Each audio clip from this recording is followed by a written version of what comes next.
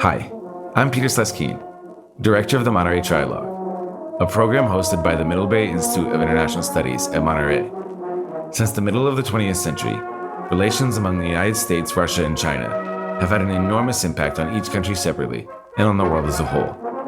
The purpose of the Monterey Trialogue is to better understand this extraordinarily complex and consequential relationship by directly engaging with experts from all three countries. We are very happy to have another fantastic guest for our Monterey Trialogue podcast. We've just finished a conference in Belgrade where we discussed American, Russian, and Chinese interests in the Arctic. And my guest today is Alexander Pilyasov, a professor of geography at Lomonosov Moscow State University and the Higher School of Economics in Moscow, Russia, and a great expert on the Arctic with long experience. And he himself is from Magadan, so he knows the far north very well, both from an academic and personal perspective. So welcome to the podcast. Thank you, Peter. So let's start with a view of the Russian Arctic from a domestic perspective, and then we will broaden out to the international scene, to Russian relations with the United States, with China. But let's begin with the significance of the Arctic to Russia. How much of the Russian economy is directly connected to Arctic resources? Well, it's of course very important connection. And when I several years ago participated in the preparation of strategy, of course, it's not always the question of Arctic, it's the question of inseparable connection of the Arctic zone of the Russian Federation with the mainland, with the Russian Federation, because of at least more than 10% of budget revenues, more than 25-30% of export revenues is connected with the Arctic and northern resources. That's historically tradition of a resource-based economy, which is Russian economy certainly is. And that's why it's not the question of the Arctic development and always the question of the economic development of the whole country. If we count the productivity of each Arctic resident, stable or temporarily resident, we can see that its productivity is much more than the average Russian employee because of resource extraction. So per capita, Arctic gives for the country per capita, per employee, much more than the measure is for the Russian as a whole per employee. What are the main resources? Well, it's certainly, of course, can be found in the Arctic. Yes, it's oil and gas. But now when we are thinking about the new technological mode, it's, of course, rare earth metals, which is in great demand globally. And so we're thinking about how to deliver and extract these minerals for the world market and in the national interest of the country in itself. Some of the most valuable resources of the present day and potentially the future are located in the Arctic.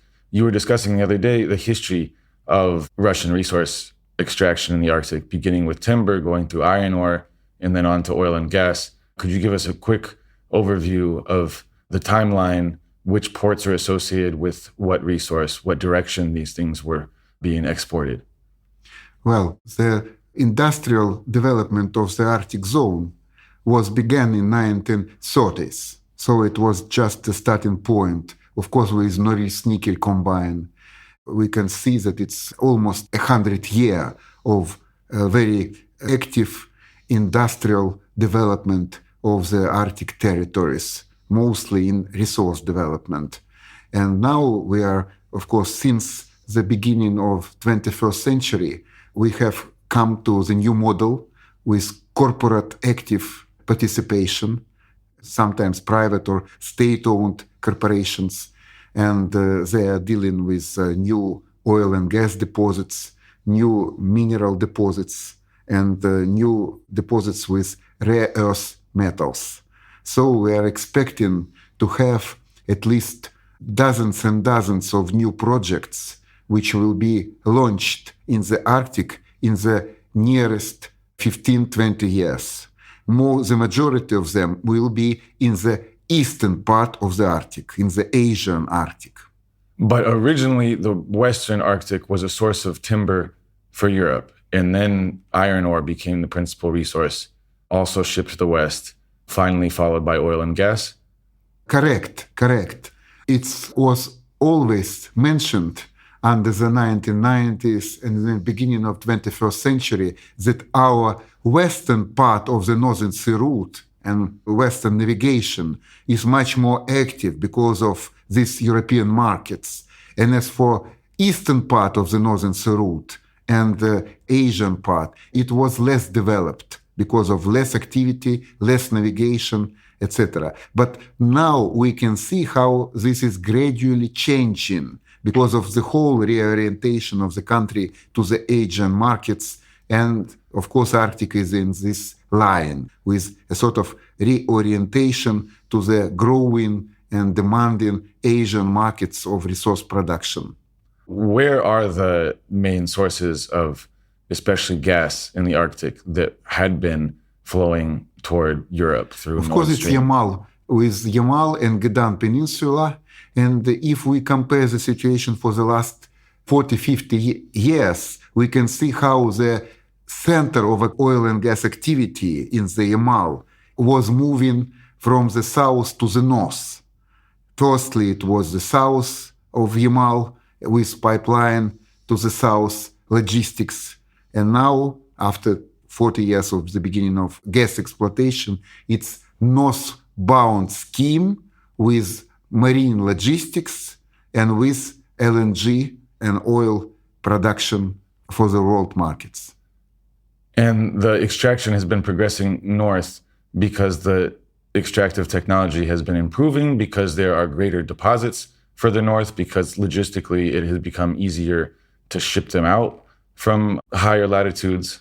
Yes, now we have new technology and we can go using sea routes to deliver resources extracted in the Yamal Peninsula, LNG and oil to the European and Asian markets, etc. But I would prefer to answer in the more different manner. It was the breakthrough in psychology. For decades, Arctic seas were dangerous. 1930s, Papanin and Cheluzkin expeditions did give a result. And this result was not fear, but a sort of cautious, dealing with the marine scheme of transportation. That was the result of these 1930s expeditions, which was not very lucky, as you know. And one of these psychological results was that it was for decades only one scheme of delivery utilizing marine vessels. It was from Norilsk Nickel, from the Taimyr Peninsula to the Western markets of Europe. That's all, and nothing more. No active navigation. But as soon as the global warming did play its role and new technology helps, Arctic seas were not counted as a very dangerous as before. So it was like psychological breakthrough in the mentality of corporations, in the mentality of policy people which is in charge of the Arctic policy. And so this change has appeared or has happened in the beginning of 21st century. And 10 years after, it did give some products or some results in the launching of new projects which were based on the marine logistics. First Lukoil, then other like Gazpromneft, and finally Novatek. In the 1930s, the Arctic was dangerous. The individuals who explored it, mapped it out, charted new paths, were heroes, followed by the whole country. Now that this psychological shift has taken place, the Arctic is somewhat warmed. Companies have replaced single individuals in mastering the territory. Has that romanticism disappeared in the Russian psyche? Is the Arctic still a frontier of excitement, adventure, and fascination? Or is it an area of big company resource extraction that has no longer as much purchase in the Russian imagination? Thank you for your question. Yes, Arctic is still the territory of discovery and territory of risk in spite of global warming And in spite of all these changes connected with brave and courage behavior of our corporations, which are on the edge, which are lucky to exploit resources on the edge, on the margin of possible. And I do remember my personal experience in Chukotka when I was in charge of mutual joint Russian-American expedition in Providenia. And my American colleagues from the state of Alaska, they were very irritated by my incessant answering their questions. When did we start travel from Providenia to settlements to another, and etc.? To Lavrentia, from Providenia to Lavrentia, it's eastern Chukotka, unpredictable in weather. And I usually answered, maybe tomorrow, maybe. They were very irritated because they were like accustomed to precise days, precise time. And this Russian guy who is in charge of the whole expedition answered their questions, maybe. And again, I can tell you that it again, and even now, it's often maybe in the case of Arctic. So how do these huge companies operate in a world of maybe? Well, you can see that it's naturally they feel comfortable with flexibility in schedule. I mean that even when they fix some year, 2000, for instance, 24, sometimes later they advance or they inform us that it will be a bit later, 6 months later or 8 months later. And it is recognized that the unpredictability of natural and social conditions in the Arctic projects do give us such tolerance in rescheduling of the initial schedule for the project. And this adaptability in some sense is even a positive for these companies. It's not just that it's an endless series of delays and nothing ever gets done. I mean that what is in mainland Russia would be received with irritation because, well, you have promised us to start at 2024. Now I was thinking that it will be 6 months or maybe even more later. But for the Arctic conditions, it's like a sort of a general accept of such delay that's connected with the general recognition of the Arctic ambivalent weather and maybe psychology in the projects, in the nature, etc. What are the major companies that operate in the Russian Arctic? Well, we can differentiate. So on one hand, we have this old resident like Norilsk Nickel with almost 100 of history in the Arctic. Mm-hmm. And on the other hand, we can see newcomer like Novatek, who is in the Arctic for 30 years only, total newcomer, created from the roots as a greenfield company, absolutely, which is interesting. Created and by whom? By 3 persons, building constructor Michelson, geologist Natalenko, and financial specialist with British expertise. Yes, but of course the major initiator was Michelson, who was started with the repairing works and provision works for the oil and gas companies. And further, later, one step and another step, he launched an independent gas company. But the start was repairing and services like provision materials for the other companies. That was in 90s. And then, from the beginning of 21st century, Novatek launched his own projects, resource extraction projects. It's approximately maybe 5-7 years after the creation of the company. And what do they extract primarily? Well, it was LNG, it was gas and condensate. And the reason why it was very easy for Novatek to get licenses and deposits, and it's, as you understand, it's not an easy thing, was that they were complicated deposit with oil, gas, and condensate, which Gazprom did not extract. Methane or Etan entirely pure, like Bovanenkova, like Nadim, were much easier for extract. And Gazprom, being initially a typical Soviet corporation, which utilized the effect of economy of scale, not variety, but scale. So the more, the better, less expenses per ton or per cubic meter.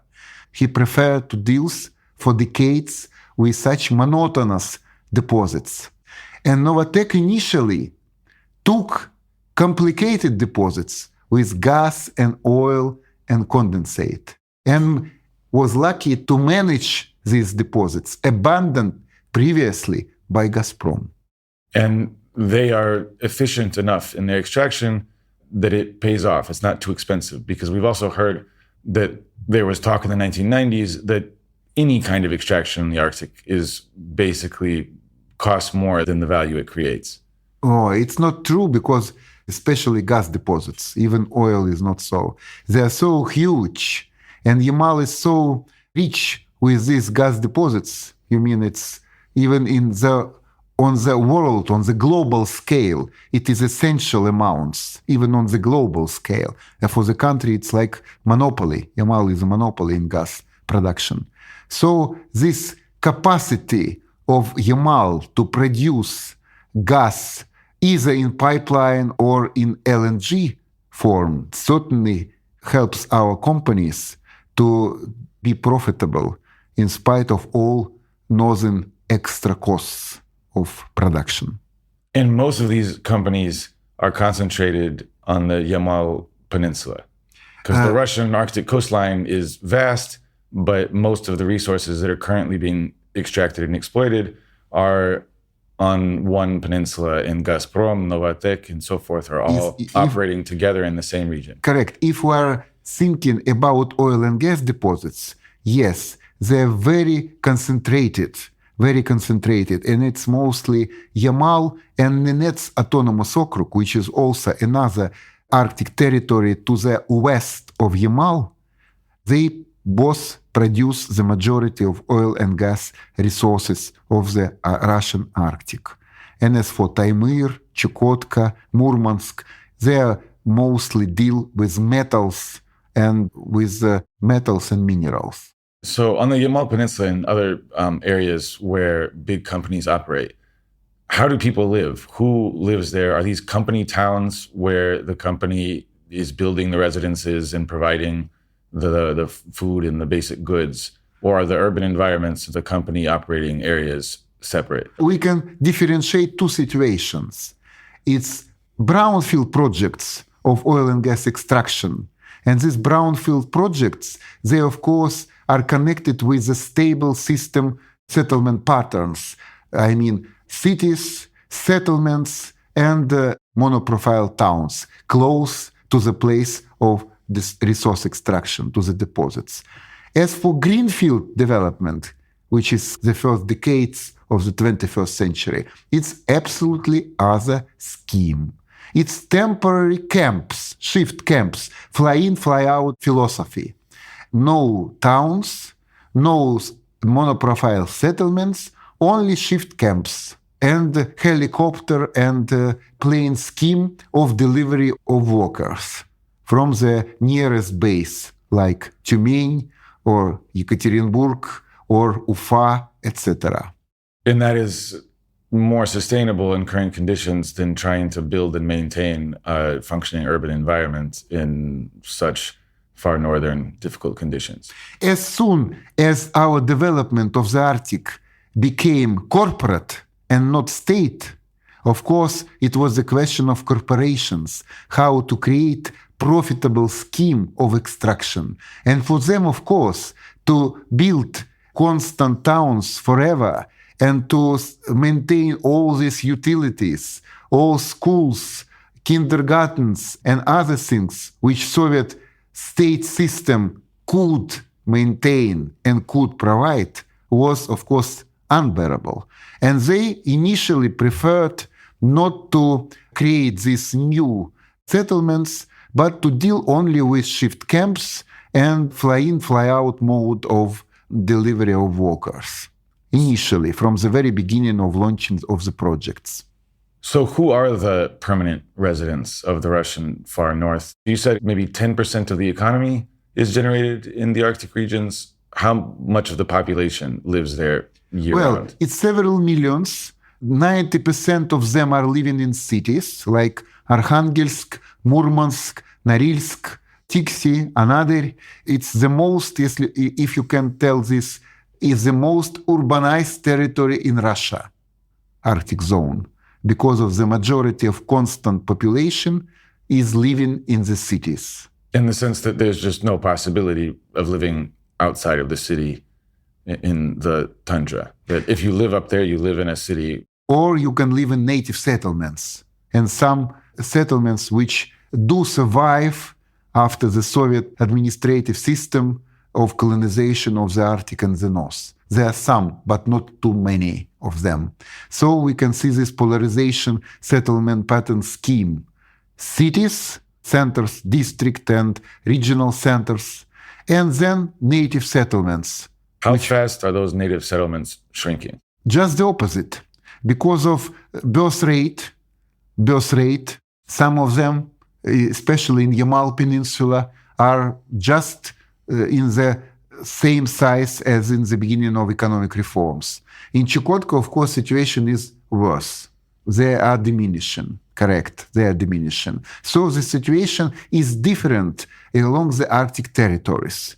The best, of course, is Yamal, not good, not bad in Nenets Autonomous Okrug. As for Chukotka or Arctic of Krasnoyarsk Krai, the situation is worse, and they are the diminishing of the native settlements, correct. So those who live in native settlements, those who live in the big Soviet cities, what do they do? How do they make their money? You said that the new companies that are generating the most wealth fly in their workers. So those who live in the big cities or in the native settlements, what does their local economy look like? Well, let's differentiate. Big cities like Arkhangelsk, Murmansk, three sectors in the economy, at least in this city economy. It's budget sector. I mean, it's a federal and regional and municipal employee which get budget money. And it's some persons, private, small and medium businesses, and it's their own money.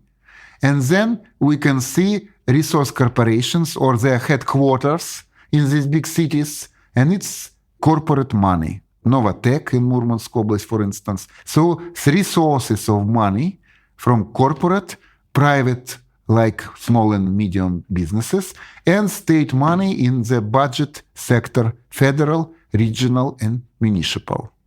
As for native settlements, it's another story. We can see traditional sector, it's reindeer herders and traditional fishing and marine mammals hunting. So it's like subsistence, they call it in the state of Alaska. And that lifestyle is still being passed on from generation to generation. The young inhabitants still know how to herd reindeer and hunt marine mammals. Yes, and it's so-called in-kind contribution to their income, not in cash, but in kind. And then, of course, it's budget money. Again, if you are a municipal employee or teacher at school or person at the kindergarten. As for businesses, of course, in the native settlements, not a lot. It's not serious sector. So traditional and budget or transfer. Where do all these Arctic resources go and how? So a lot of the gas was going through big pipelines to Europe. Those are now empty or full of holes at the bottom of the Baltic Sea. Mm-hmm. So how important is the Northern Sea route? Are there overland transportation networks? What are the prospects of new pipelines that might go to China, Power of Siberia too, and so forth? Yes. Of course, it's several routes of delivery. Old logistic connected with mainland and pipelines to the west, to the east, and to the internal regions of the Russian in itself, because of this huge program of gasification. We should not forget about it. Very ambitious and very large-scale program, and now even more than in the past. because of Western markets, turbulence, etc. So gas is not just a major export product, but also very important for Russian domestic industry and economy. And that process has been completed, I don't know, to what extent? How much is left to be done to fully gasify Russia? I cannot answer in concrete percents, but I can tell you for sure that, of course, the share of domestic consumption of the total gas capacity which produced by Gazprom, Novatek, other oil and gas companies, of course, is increasing, especially for the case of Gazprom. This share is increasing for internal consumption. And the program officially proclaimed by our president, the program of gasification of settlements, of Far East, of Siberian settlements, is entirely and inseparably connected with the new situation. I mean, the activity. The program was proclaimed years ago, but the intensity and activity of this is, of course, much more now than in the past. So, internal consumption, then European markets in some share, Asian markets, and marine delivery to the LNG and gas, LNG mostly, to the Asian and European markets. And condensate, of course, the question of condensate, which was not under any bans till recently. That's an interesting story, that there were some sanctions against oil, then against LNG, but as for condensate, no sanctions until recently. No sanctions. So it was easy to deliver condensate by marine provision, marine delivery, without any risks to the European market. Why were there no sanctions against condensate, and what changed recently? Well, this is a technical question. I am not an expert to answer properly, but this was the reality, a very interesting reality. So Europeans were very sort of differentiated in their sanctions, and there are some layers in oil and gas and condensate production which were not covered under any sanctions. That was interesting. So it was very multifaceted picture.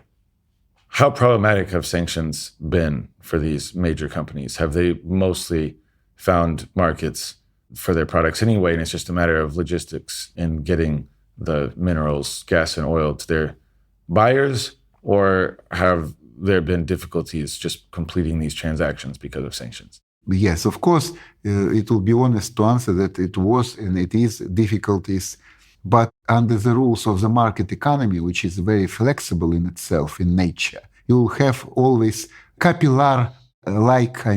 small streams of delivery, and it's impossible to ban them all, of course.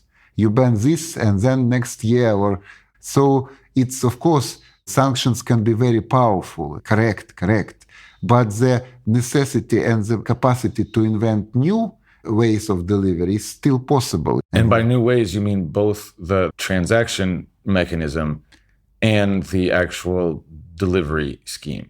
Delivery scheme and conversion with the origin of this gas and oil and Russian and Uzbekistan, etc., etc. So it's, of course, the question of so-called maneuvering. But I'm sure that it's impossible to follow all these channels, all these flows. It's the challenge which even Soviet Gosplan cannot be successful in, which, I mean, with all its attempt to follow each money flow and each product flow.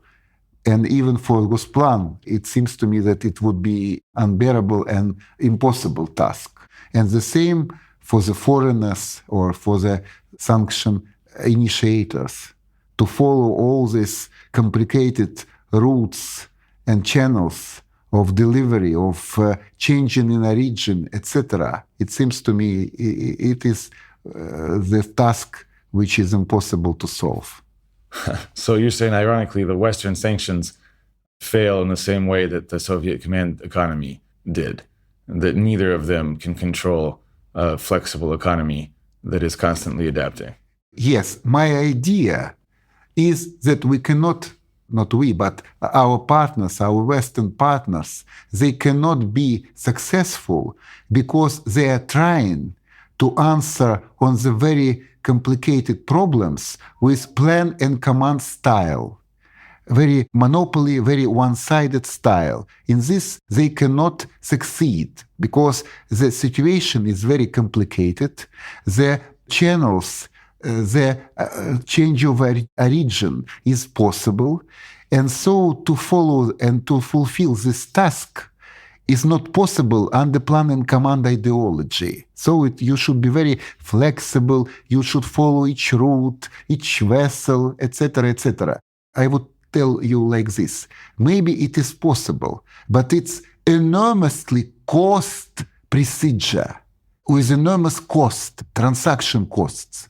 Well, look, if 1,000 of clerks in EU or in the US would follow these routes, this change of origin, etc., and you should pay them, and you should produce bureaucracy, etc., etc. It's enormous transaction costs. And the question is, will the benefit deserve such costs? That's the question. So nobody did in the EU and in US did arise the question about costs of this procedure. It was like we have this sanction package numbers 10, 11, etc. But there with the cost of monitoring delivery, monitoring changing of property, of ownership, and it's not like free lunch procedure. I mean fulfillment of these sanction packages. Nobody in EU and in US did tell us about this. But paper does mean nothing. The core is in implementation, and implementation is very cost procedure. And presumably these costs will endure. Once the bureaucracies are built, the costs become entrenched, even if the Russian companies adapt and find some new mode of transaction. So it will be fair to say that this is a cost procedure with cost procedure from both sides. On one hand, it's cost, it takes money and time to hide or to reverse the origin and the ownership. And on the other hand, it still costs a lot in time, energy, and money to follow, to monitor, to implement the sanction packages. So Russia and the West are not even engaged in zero-sum competition, but in a lose-lose scenario. So let's switch from that to the Chinese, who constantly proclaim the possibility of win-win. So tell us a little bit about the Chinese presence in the Arctic. They've declared themselves a near-Arctic state. They have a couple icebreakers. Are they really present in the Arctic in any way other than the main customer for Russian resources? Yes, they are trying to be not only co-owners or co-investors in the Arctic projects, but to be physically in the Northern Sea route with their vessels, with their future icebreakers and vessels to deliver cargoes to the European markets, etc. That was very prolonged desire for the long-term future. And it's a sort of constant. In this case, they are different from Indians, Japanese, and other Asian countries with this, persistence in their presence in the Arctic. And so this is, of course, is a fruitful procedure, but fruits can be generated in the long-term period, not like in 1 second or in one night. But we can see that in 20 years, China from a very newcomer, which only with Antarctic experience and no other experience, only Antarctic they have, in 20 years, they did generate new generation of scholars, experts with new Arctic competencies, striving to be present in the Arctic projects and Arctic transportation, etc. We are all participants of these changes. They are going just in our eyes, in our vision. And for instance, I was the author of the Arctic Human Development Report, and the issue China and the Arctic, which 20 years ago, during the first Arctic Human Development Report of 2004, was a sort of astonishment. What China and Arctic, what that's nonsense. But in 10 years after, in 2014, it was generally recognized theme, China and the Arctic. So, and they became an observer at in the the Arctic Council, yes. They became a participant in the several huge Arctic projects in Russia, and so they are in monitoring of the Arctic, of the climate change, etc., etc. So they were in many points. They were present, and they are present in the Russian Arctic. Where is their presence felt most now, and where are the prospects for future Chinese presence in the Arctic greatest? So they are far and away the largest purchaser of Russian energy from the Arctic. How important are they as a scientific presence? How much do they generate research in the Arctic on climate change, for example? How great is their investment in the creation of Arctic infrastructure and so on? I can tell you in general that if we look at the Chinese publication in the Arctic scientific literature, of course, the growth of Chinese presence in the Arctic literature, both physical and social, but mostly physical, climate change, etc., physical geography, glaciology, it is enormous. For 20 years, it is a great growth from minuscule, from zero level. Yes. And as for physical presence, not scientific, but physical presence, now resource projects, interest in transportation, several so-called experimental expeditions or experimental voyages with cargoes from Shanghai to Europe, at least several a year, like experiment, like trial and error efforts. But of course, if the persistence is here, we can predict that in the future it will be much more regular, much more volume, and the share of transit in the total delivery of cargoes in the Northern Sea route is generated entirely by China. Entirely. The international transit, I mean. So right now it's Russian oil and gas and to some extent minerals being shipped along the Northern Sea route from Russia to China. From Russia to China, yes, but it was another topic. It's our delivery, I mean resources, but it was international transit means from Asia to Europe. And international transit is generated by China. And it's in total volume, it's 10-15% of the total millions of tons of cargo. And the prospect of shipping from China all the way to Europe along the Northern Sea route. Right now, you said there's just a few test voyages. I think the other day, our Chinese colleague called it a spare tire. On the regular basis, yes. So this is a hedge against other transportation routes becoming less secure through the Suez Canal, for example. What are the possibilities of it actually being exploited as a major transportation artery? Or will it always be sort of a secondary, absolutely. It's 5 to 10% the most from the Suez delivery. Nothing more. Even only if some force majeure will happen, in this case, maybe it will be changed. But the rule was the most 5 to 10% from the volume of Suez.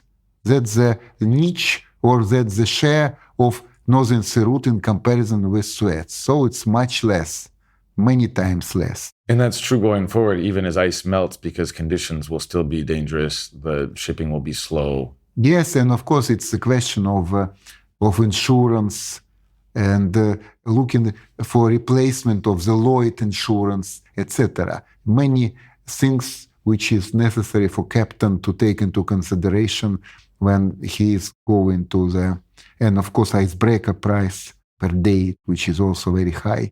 So when you need, of course, in its assistance, in its service. So many obstacles. in spite of these many obstacles, the general line to increase cargo and to increase capacity of Northern Sea Route.